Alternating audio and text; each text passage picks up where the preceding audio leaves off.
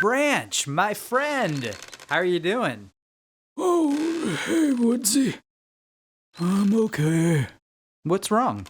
I guess I'm a little stressed out. Oh, right. It's not always easy being a tree, huh? Right. We struggle with insects, invasive species, and even diseases. Wow.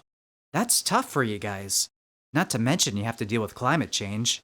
Yeah, that's been hard on trees too, but what can you do, Woodsy? Oh, lots of things. Yeah, just nothing can be.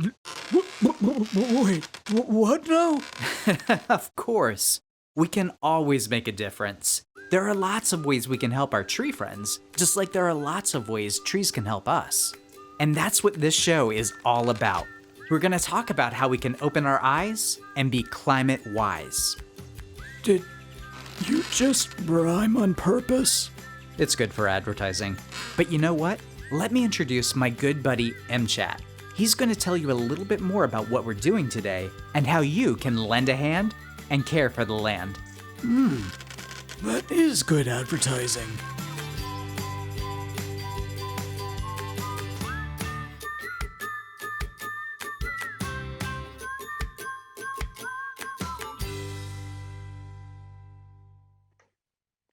Welcome to Woodsy Owl Live, a distance learning adventure brought to you by the USDA Forest Service and the Natural Enquirer.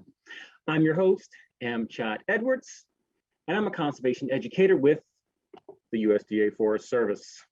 We do manage about 193 million acres of national forest and grassland throughout the United States. I'm so glad you could join us today to learn about climate change and the important role that trees play in mitigating climate change. Now, mitigating is a fun word, right? It means to make something less severe or less harsh. Okay, now if you have any questions at any point during this distance learning adventure, please send them to us on Woodsy Owl's Facebook page. We have a whole team of knowledgeable experts from the USDA Forest Service standing by who will be happy to answer anything you throw at them, as long as it relates to Woodsy and the 4Rs. Our experts standing by, we have Iris Velez, the National Symbols Program Manager. We have Susan Cox, Conservation Education Coordinator. We have Barbara McGinnis, a Forester and Environmental Literacy Coordinator. We also have Robert Westover, Public Affairs Specialist. Sandy Marin, a Tribal Relations Specialist. Jessica Nicholson, Director of the Natural Enquirer Program. Also, I'm really excited to have two of the Forest Service's climate experts here today. We have Lindsay Rustad, Dr. Lindsay Rustad, a research ecologist with the USDA Forest Service. She's in New Hampshire. We also have Maria Genoviak, Acting Director of the Northern Institute of Applied Climate Science. She's with the Forest Service's Northern Research Station on the Upper Peninsula of Michigan, way up there. All right, so thank you for joining. We're so glad to have you both. All right, enough about us. Let's talk about what we're gonna learn today. All right, we're gonna learn about how climate change affects trees, the benefits of trees, the water and carbon cycles, career and volunteer opportunities, and what you can do to get involved. To get things started, I'd like to check in with Dr. Lindsay. Now, I'm sure most kids have heard about climate change, but can you fill us in on some of the basics? Sure. As many of us know, climate change is one of the most serious environmental problems affecting the whole of our planet. And we have this problem because the burning of fossil fuels, right, like coal and oil and gas, and the changes in how we use the land, including the cutting down or burning of trees and forests, they're both releasing carbon dioxide and other greenhouse gases into the Earth's atmosphere. And these gases in turn trap the sun's warmth. And like a greenhouse or a blanket, they're causing the Earth's climate to change. Wow, awesome. Thank you for making that plain for us. Maria, is there anything that you'd like to add to that so that people at home can understand? Yeah, the term climate change describes the increase in temperature that we're seeing worldwide, as well as many other changes to our climate. Scientists are observing and predicting many changes into the future. This includes higher maximum and minimum temperatures, and this can lead to more hot days and heat waves. Some regions may also experience more intense precipitation, increased summer drying and a risk of drought, increased wildfires, and increased storm intensity. And you can imagine all of these changes affect people and the places that we care about.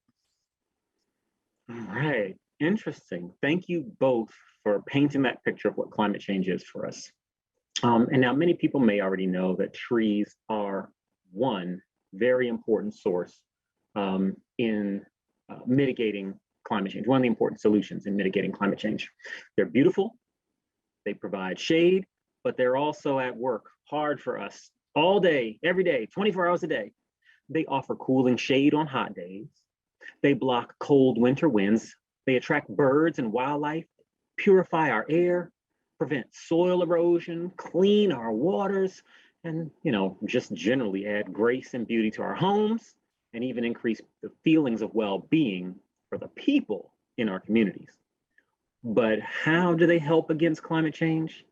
Well, as you know, they remove carbon dioxide from the air.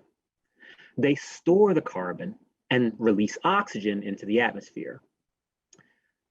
How about we take a quick look at a video and see how all that works?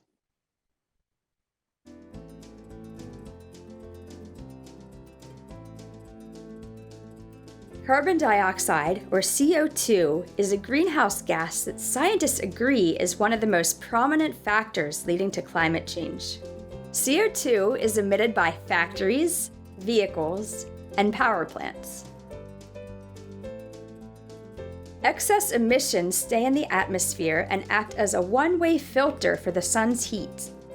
The sun's rays come through our atmosphere, and many of them are bounced off of the Earth's surface. Instead of heading out into space, however, the heat is trapped underneath a ceiling of CO2.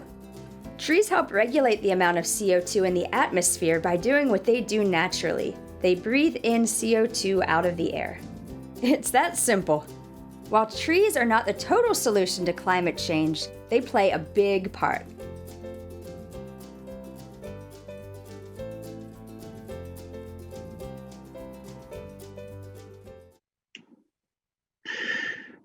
So you can see that trees are really important to help against climate change.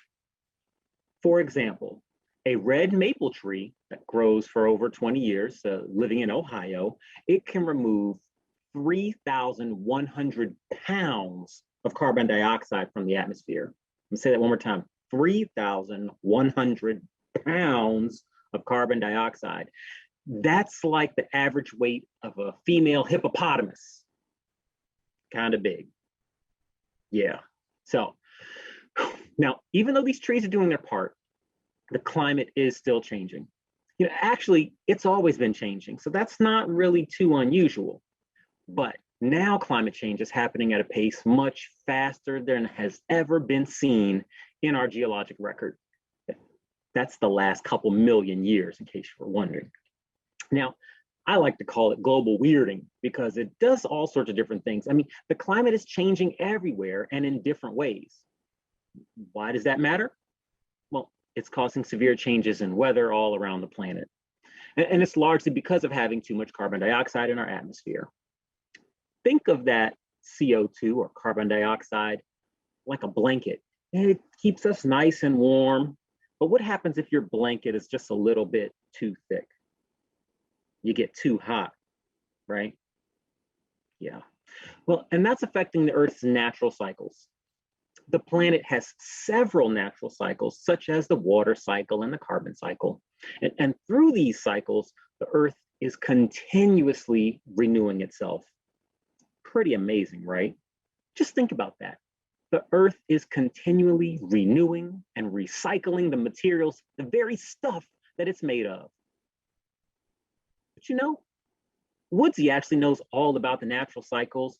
Let's check back in with him and see what he has to say.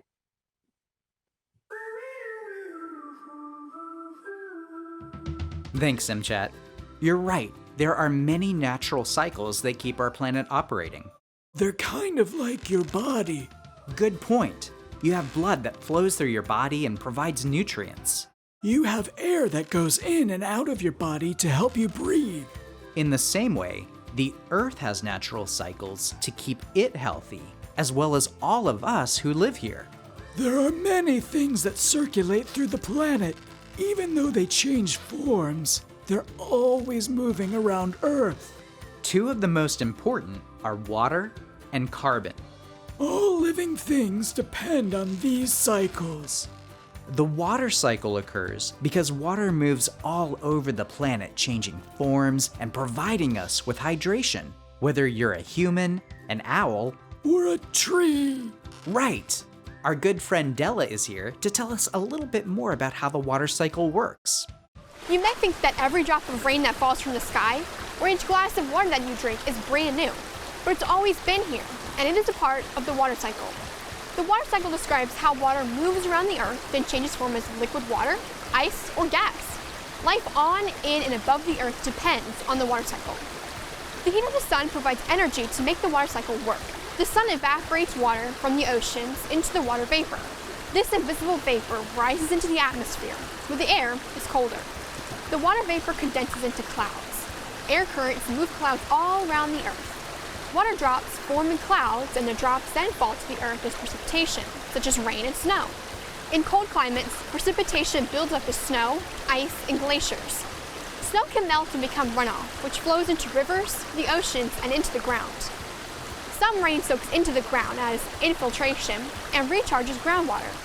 Rainfall on land flows downhill as runoff, providing water to lakes, rivers, and oceans. Water from lakes and rivers can also seep into the ground. Water moves underground because of gravity and pressure. Some ice evaporates directly into the air, skipping the melting phase. This is known as sublimation. Groundwater close to the land surface is taken up by plants. Some groundwater seeps into rivers and the lakes and can flow to the surface as springs. Plants take up groundwater and evapotranspire, or evaporate it, from their leaves. Some groundwater goes very deep into the ground and stays there for a long time. Groundwater flows into the oceans, keeping the water cycle going. Thanks, Della. That's really helpful. The carbon cycle is a lot like the water cycle. True. Our bodies are about 60% water, but carbon is an element that makes up about 18% of our bodies. That's more than any other element, so we definitely need it to live. But just like water, carbon doesn't stay in our bodies. Carbon moves all around us. And that's the carbon cycle. Our good friends at the National Oceanic and Atmospheric Administration are going to tell us a little bit more about how it works. What is the carbon cycle? Carbon is the chemical backbone of all life on Earth. All of the carbon we currently have on Earth is the same amount we have always had. When new life is formed, carbon forms key molecules like protein and DNA.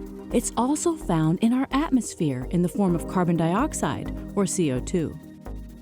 The carbon cycle is nature's way of reusing carbon atoms, which travel from the atmosphere into organisms in the Earth and then back into the atmosphere, over and over again.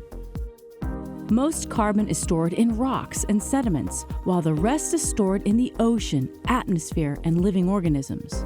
These are the reservoirs or sinks through which carbon cycles. The ocean is a giant carbon sink that absorbs carbon.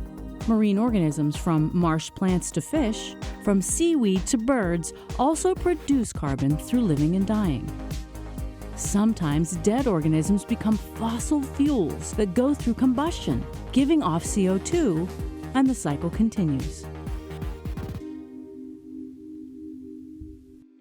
neither water nor carbon is ever created. It just moves from one place to another. Right, and that's why they both connect to my 4 R's. They do? Let's see. Your 4 R's are reduce, reuse, recycle, and rot. Because water and carbon move around from place to place, they would be examples of the Earth reusing its resources, right? True. Also, you could say that the Earth is recycling as well. Nothing is ever wasted in nature. And these cycles prove that as they provide us with the things we need to live. The problem is when climate change affects the cycles. Exactly. When we burn coal, oil, and natural gases, we release carbon. This released carbon has to go somewhere. Remember that it has to be somewhere in the carbon cycle. Right. So we end up with too much carbon stuck in the atmosphere. This extra carbon traps in heat from the sun and makes the planet hotter, which is called global warming. Global warming affects the water cycle. When the atmosphere is hotter, it increases the amount of water that gets evaporated into the atmosphere. This water moves around the globe, and some areas of the Earth will have more severe rainstorms, while other areas will have less precipitation, resulting in droughts and even reduce the amount of water available to drink. Basically, everything becomes more extreme and less balanced. That's not looking good. Sure, but there are definitely ways that we can help, such as planting trees. Like me! Right. Trees use photosynthesis to take in carbon and sequester or store it so there will be less carbon in the atmosphere. That's how they help prevent climate change. We can also reduce the amount of coal, oil, and natural gas we burn so we don't release their carbon. It's all about those 4 R's. That's what I say. Reduce, reuse, recycle, and rot. Let's get back to MChat and see what he has to say.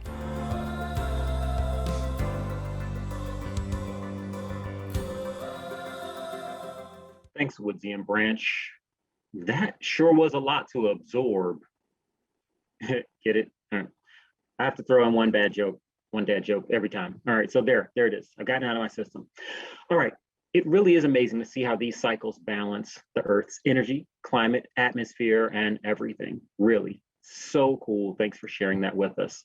I'm going to take one real quick second to give a shout out to 2 schools. I want to say hey to Stambaugh Elementary. Their 2nd grade is tuning in from Iron River, Michigan. And then also to Indian Diggins School in Northern California. All right, so welcome to you all. We're gonna keep on rolling. So at this point, you might have some questions, not just for our 2 schools, but for you as well.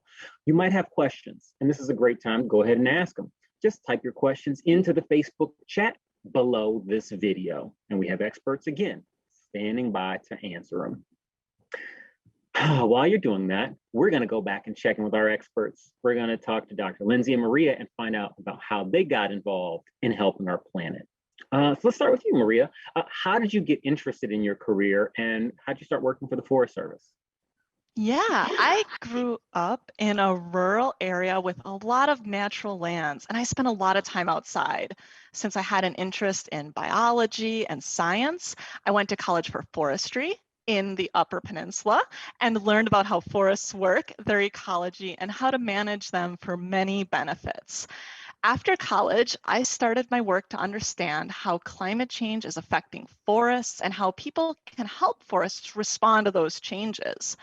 Now I work with people all over the country to communicate the latest science about climate change and help identify actions for ensuring forests and ecosystems stay healthy into the future. Oh, very cool. So you knew for a long time this is what you wanted to do. Glad to see you here. Thank you for what you do. Let's ask that same question to you, Dr. Lindsay. How did you get interested in your career and start working with the Forest Service? Okay. Well, like Maria, I too have always loved the outdoors. And as a kid, I grew up in the suburbs outside of New York City, but my love was for the forests, especially the mountains of upstate New York. But unfortunately, like a lot of girls, I got turned off from math and science when I was in middle school, in part because I didn't see anyone who looked like me in the sciences. So instead, when I went to college, I studied what we call the liberal arts, which taught me all kinds of great things. However, that college made me take some math and science. And it turned out that I loved taking classes in science and learning about animals and lakes and forests. I was even more excited to realize that I could combine my new interest in science with my passion for the outdoors. So I went on to take lots more classes in plant science and forest science, and I now think that I have the best job in the whole wide world because I'm a forest ecologist with the USDA Forest Service, and I get to run my own outdoor laboratory in the beautiful White Mountains of New Hampshire. Oh, that's what's there in the background, huh? Okay. Can you tell us really quickly? I hear that you were recently honored with a statue on the National Mall in Washington, D.C. What's that all about? Well, I have to say, one of the highlights of my career has been to be chosen to be an If Then She Can ambassador. And just in a nutshell, it's a program which chose 120 women in science from all across the country, from astronauts to physicists to mathematicians to even forest scientists, to serve as role models for middle school girls. And the goal is to change what we think scientists look like, right? With the idea that if girls can see women doing interesting and fun things in science, like Maria here, they can imagine themselves doing those fun things. So I have the honor of representing women of forest science in this cool program. And as part of that, I got my own statue. Very cool.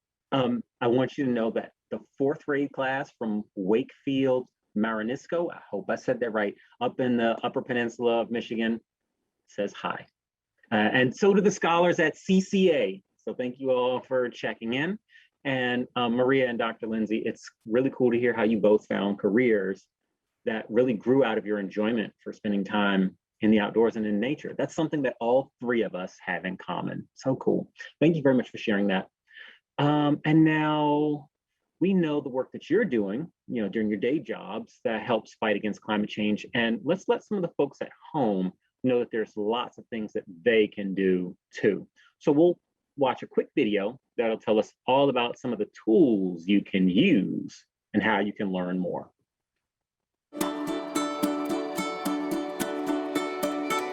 Since trees are so important in the natural cycles on Earth and in making the effects of climate change less severe, there are lots of ways that you can learn more about trees and their importance. I'm going to tell you about a quick way that you can learn about the value of a tree or even several trees. And then you can impress your friends and family with very interesting facts. I really think this is so cool. So look, you pick a tree, and it can be anywhere. It can be in your yard, it can be on the street where you live, or you can even go down to the park. Anywhere and any tree works just fine. You'll need a measuring tape, or you can just estimate the size, and then you'll need to know what kind of tree you've selected. Out here, I've used everything from the maples and even the poplar trees that we have in the area. Okay, we'll do this real quick. Let's get started. We're gonna go to mytree.itreetools.org. All right, I'm looking at this forested area behind my backyard and checking out a tree that's right over there. I'm gonna put in the address. Next, I'll describe my tree, and I'll just put in this brief description. This tree is a black poplar. It's in excellent condition. It's 72 inches around. It's true, I measured. And it does get full sun. No, it's not within 60 feet of a building. All right, so now let's get my tree benefits. Whoa! I can see that over the lifetime of this tree, it's sequestered an equivalent of 60,626.5 pounds of carbon. And this year alone was 10.76 pounds. Good gracious. If you think about it, 1 gallon of gas burned in a car equals about 20 pounds of CO2. Wow. So that means that this tree has saved basically the equivalent of 3,031 gallons of gas. All right, let's have a look at this guide if you want to get into this stuff at home. www.itreetools.org. If you're thinking about planting a tree in your yard, you can also use this app to research how the location can reduce your heating and cooling costs. Your parents will love that. Globe Observer is another program you ought to check out to learn about how trees are related to the carbon cycle. This is a citizen science project with NASA. NASA is taking lots of satellite information on trees to see how forests are impacting the planet on a global scale, and especially how forests and other vegetation and the oceans are absorbing carbon emissions. NASA can get a lot of information from satellites, but they need your help to verify the measurements that have been made from outer space. And observations from citizen scientists can help fill in the gaps in that data. And that, friends, is where you come in. Just download the Globe Observer app and go out and measure some trees. Here's a quick video to show you exactly how it works. Find a tree to measure and open the Trees tool. Aim your camera at the base of the tree and then the top. Walk to the base of the tree, counting your steps. The app will calculate the height for you. When you're done, share your observations with researchers and other citizen scientists.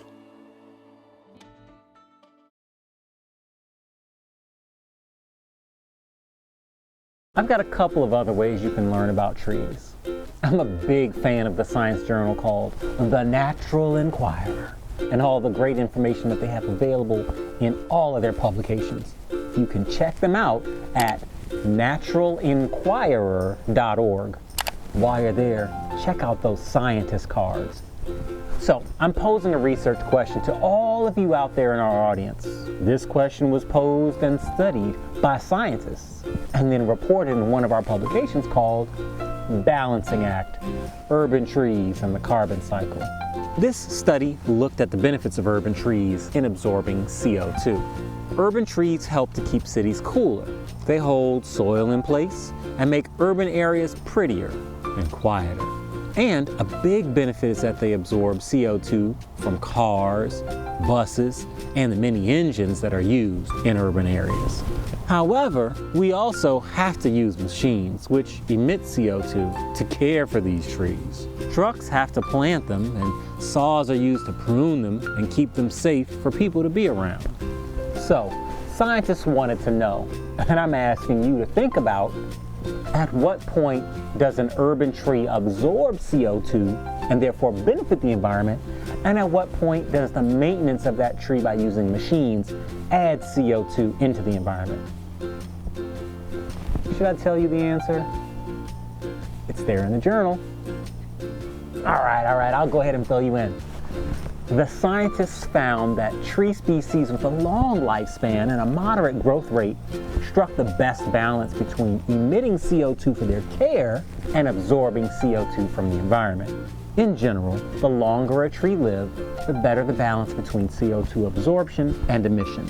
Trees that live longer are usually larger and have more leaves. This means that they photosynthesize more and can absorb more CO2 than smaller trees. Now, if you like these kinds of questions, be sure to check out the Natural Enquirer and learn more and more and more. And one last suggestion. Project Learning Tree has a bunch of activities that you can do with your family or even your friends. Come a little bit closer and check out the bud on this tree. Ever wondered how leaves are formed or where they come from? This is actually one of the PLT activities. You can check out that one and lots more. Check it out at plt.org.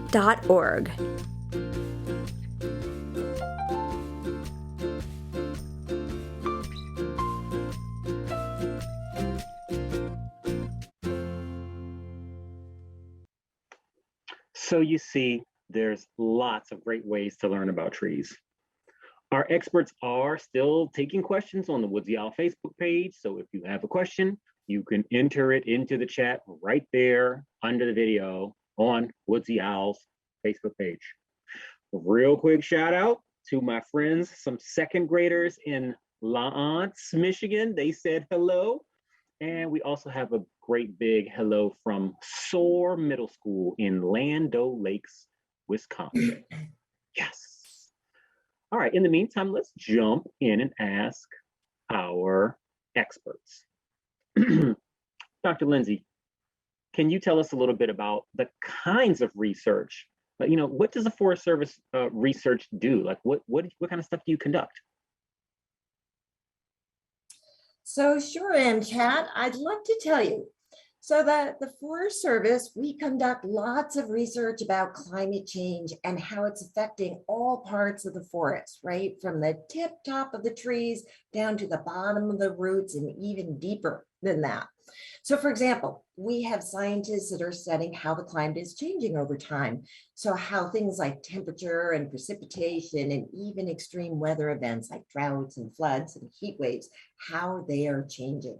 And we have scientists who are studying how that climate change is directly affecting the water and carbon cycles that we just learned about, as well as the plants and animals and soils of the forest.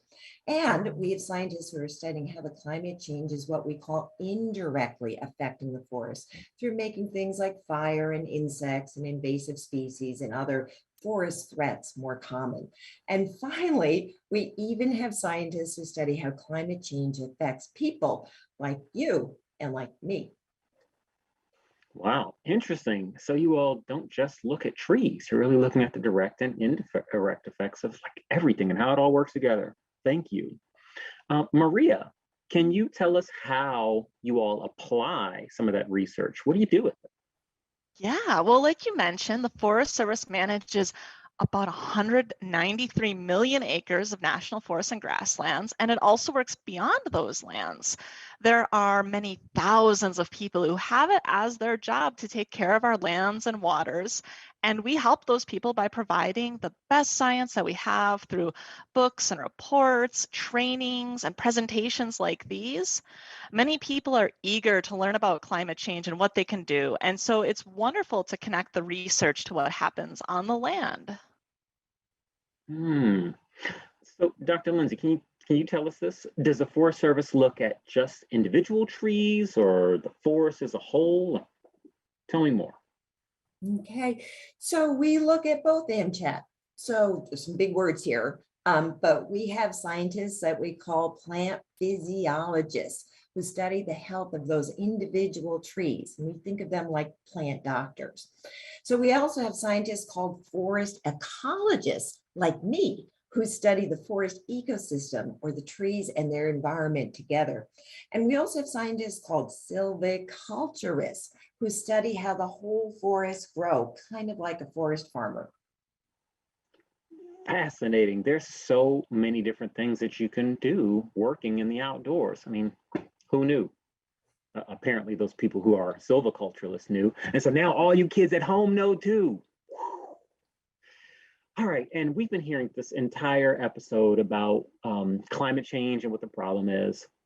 Let's spend a little time finding out about what we can do to address climate change with the video.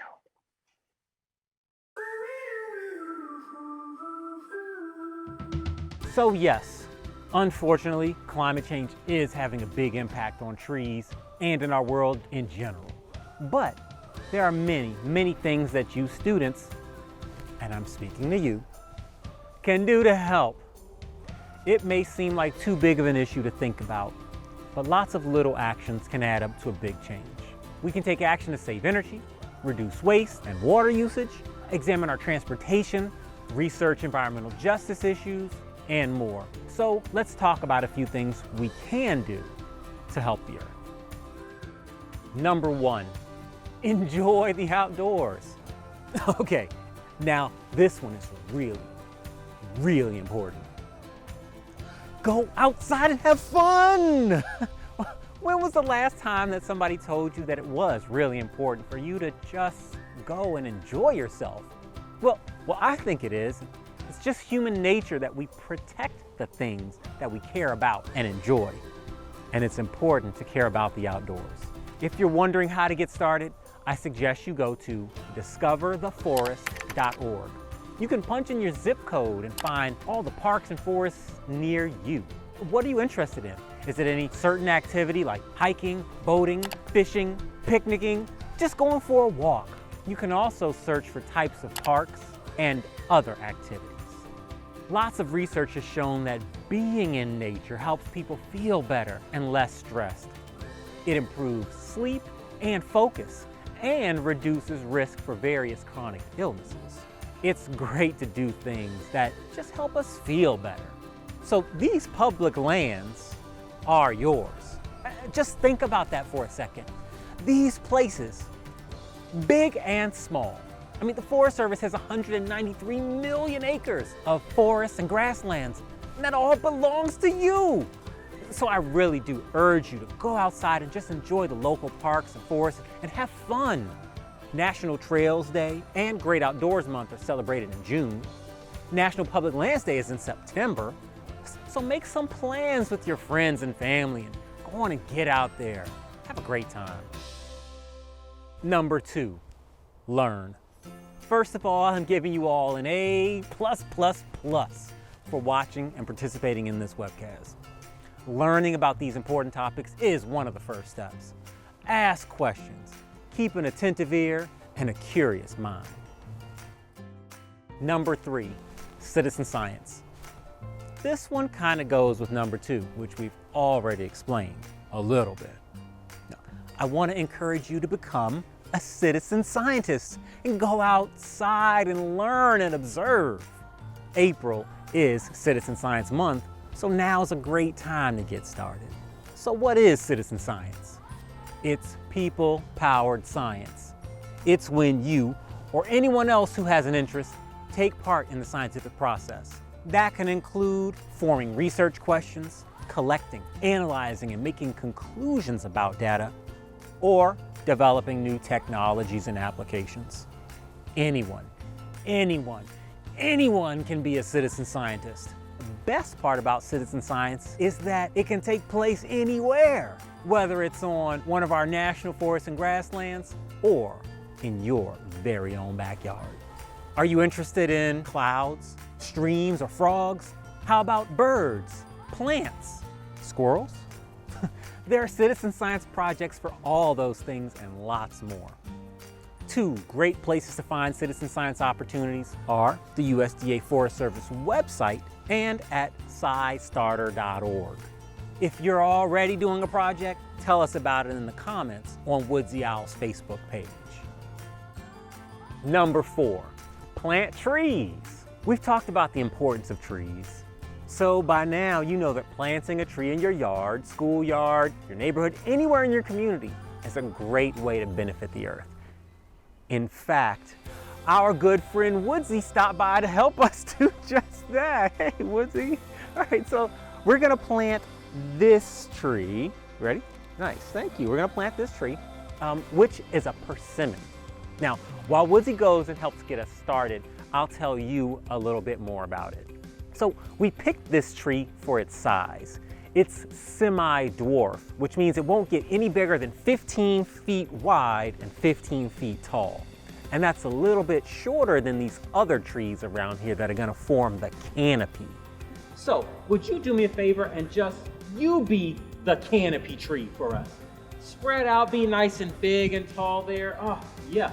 So now, if we were to plant this tree over here, it's not gonna get any sun. It's gonna be in the shade of this tree all day long because it's a much taller canopy tree. And this is the understory. But if we move this tree and plant it on the south side of the canopy tree, then it's able to get sun on it all day long as the sun hangs out in the sky there on the south side of the tree.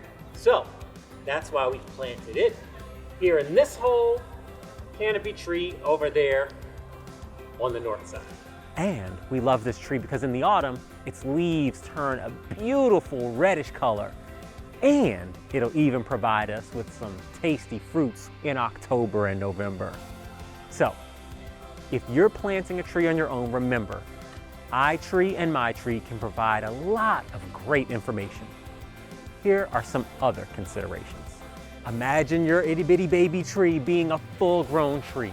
Make sure that there's plenty of room for the tree to grow without restrictions. It can't bump into anything.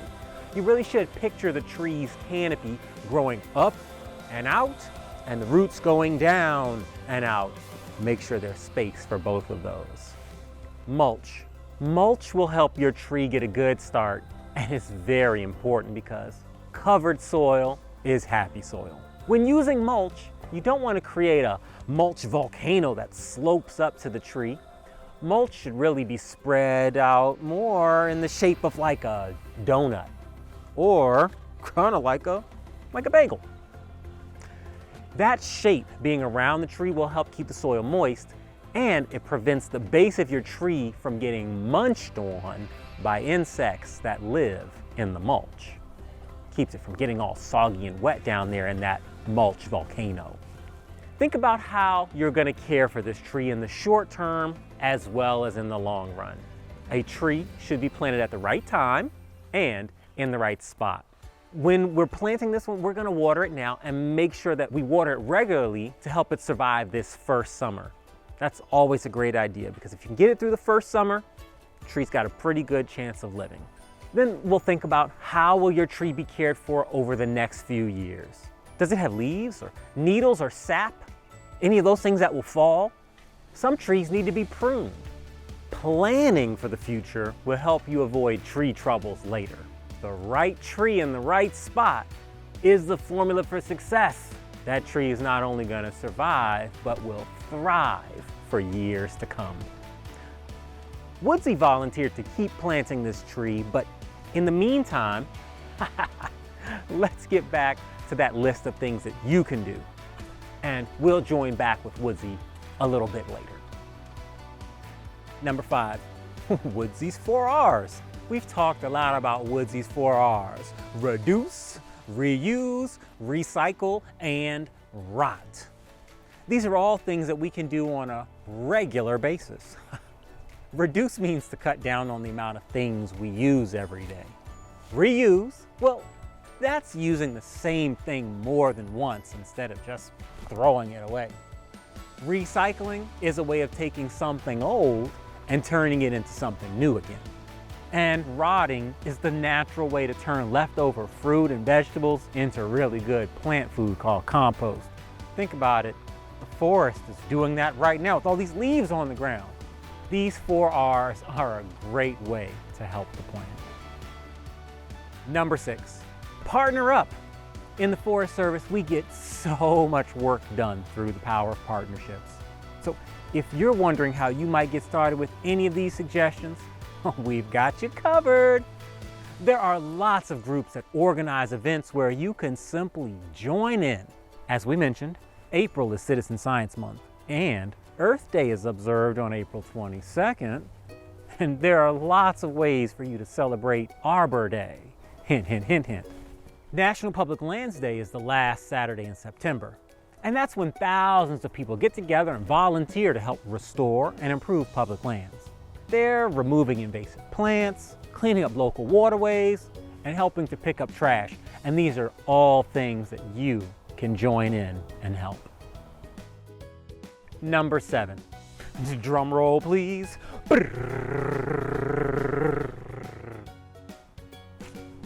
Anyway, so for the last thing we can do to help combat climate change is to help green up our planet.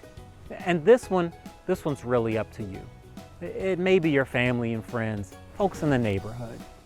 You all can get together and decide what's really needed in your community. Are there places that you can plant? Check it out.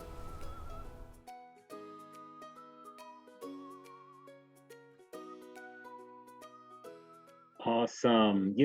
Let's take a quick moment and ask our in-house/outdoor experts if they have any final thoughts about what people can do to lend a hand and care for the land. Dr. Lindsay, how about you? I have 3 suggestions. One, keep forests as forests, right? Don't cut them down if you don't have to. They take a long time to regrow. 2, as we've already heard, plant more trees. That way you can grow more forests for the future. And 3, take good care of the trees and forests that we already have. They do good for us. We should do good for them. And finally, I also want to completely agree with Amchat of what he said in the beginning. And that's that it's important to go out and enjoy your backyards, your parks, your forests. Remember, I started out as that girl from the suburbs who loved the forest and loved the mountains.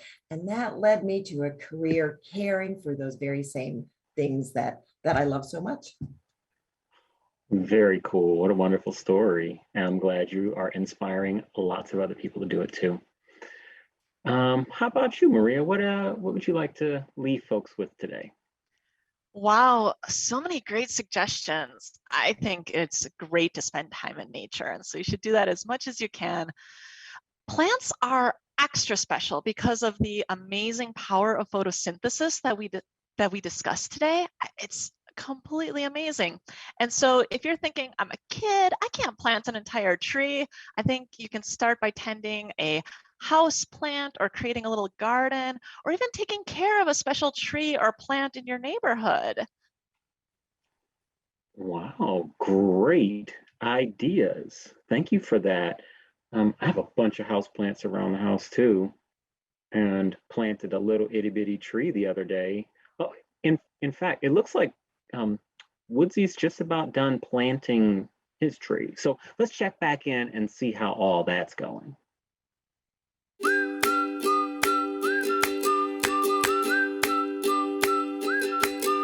All right, we're back here with Woodsy. And as you can see, he's all done planting our new friend, Percy, the persimmon tree. The benefits of planting trees should be clear to you by now.